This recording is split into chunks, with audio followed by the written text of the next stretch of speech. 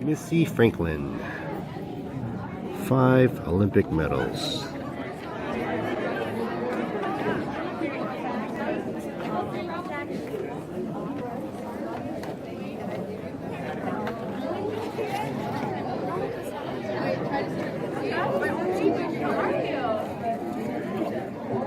I don't even remember what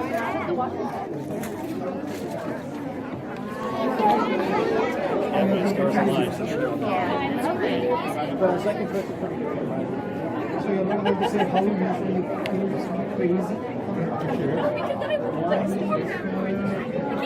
One more.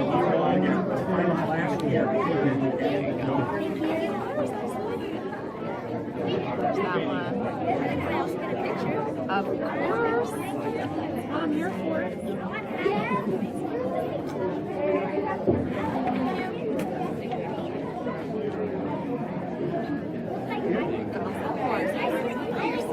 She's shy, but she's So don't let a disappointing meet, a disappointing swim, a disappointing season knock you off that horse. Get back on like Matt Fetterman and finish your job at that. You've seen her on TV.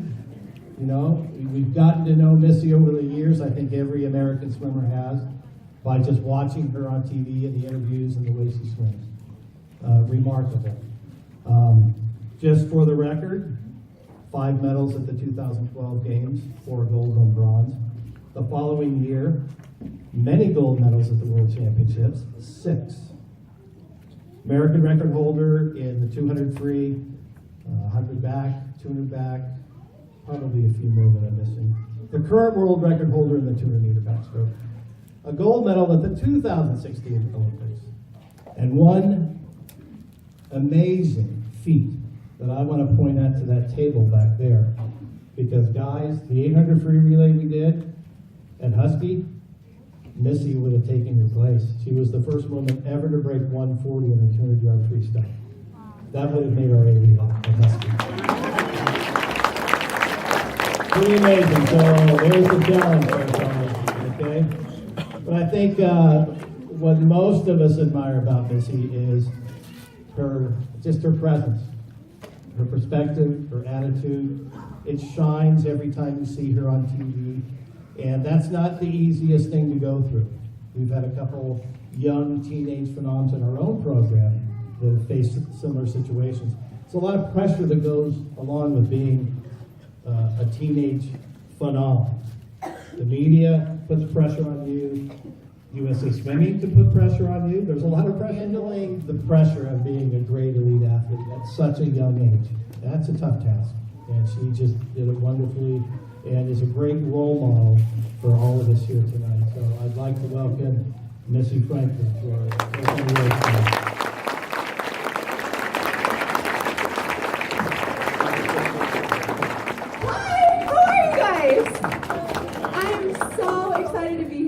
I cannot thank you enough for letting me join you guys tonight. I remember I swam on Colorado Stars for, oh my gosh, since the time I was 7 until I was 17, so for 10 years and then went back. So I know how special the banquets are and how fun it is to get dressed up with your teammates. We never get to see each other in anything but swimsuits and caps and goggles, so you see your friends in like nice outfits. You're like, who are you? I don't recognize you. But I truly am so honored to be here with you guys tonight. I am going to talk a little bit about my background and then kind of get a little bit into some perseverance like we were talking about earlier, and then I would love to open it up for some Q&A at the end, because Q&A are actually my favorite thing with Todd since I was 7. And lo and behold, kept training, kept swimming, kept loving it, which in my opinion is the most important thing to do.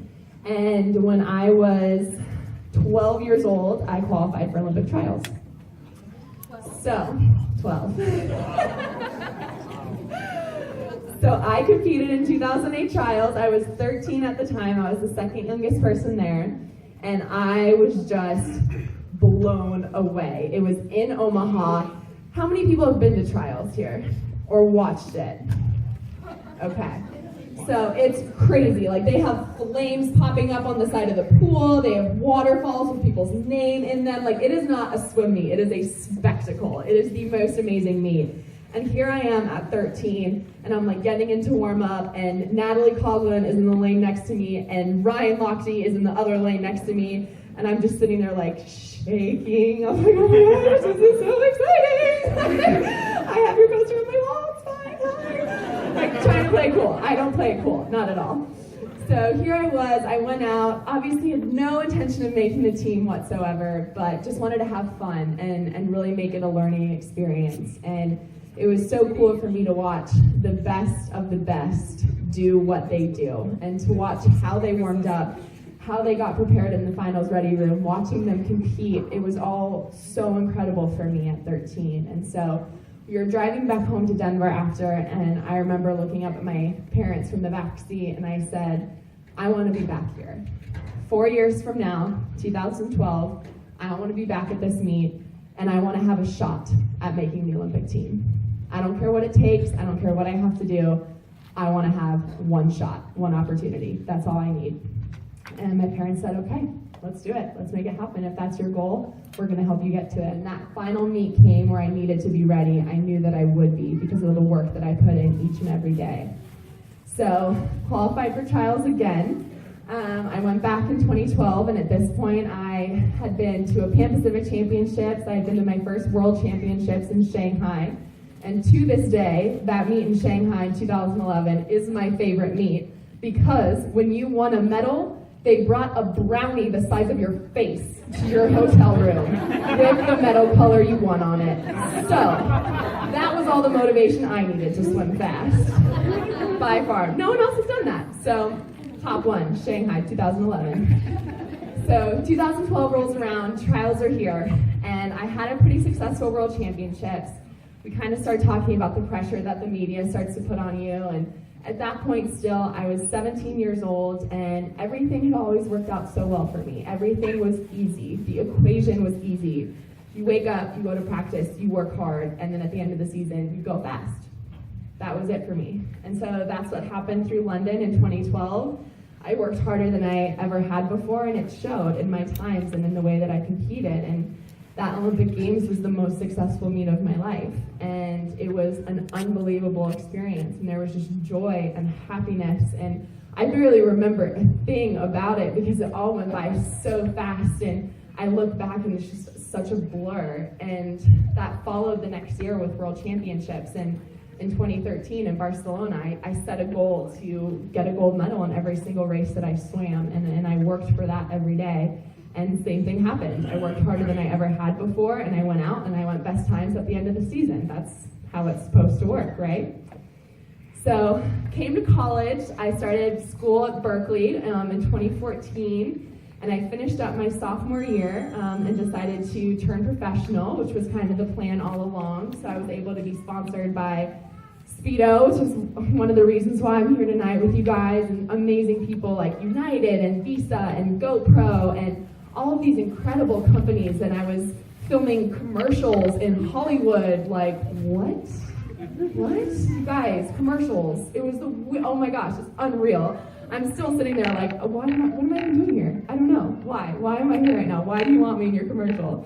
And it was amazing. Like, the experience was so wonderful. You have the choice to let that overtake you, or you have the choice to take control of that and use that to better yourself. 3.99, Diana Chan, Yeah, Diana. Damian Donato, Jamie Davis.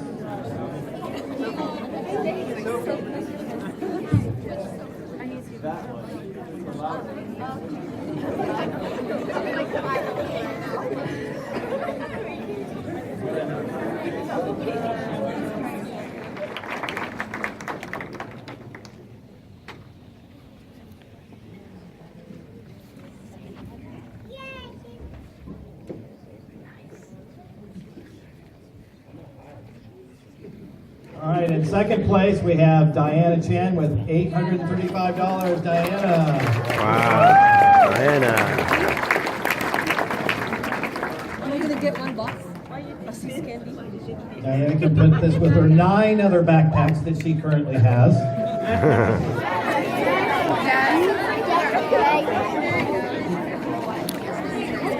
right, thank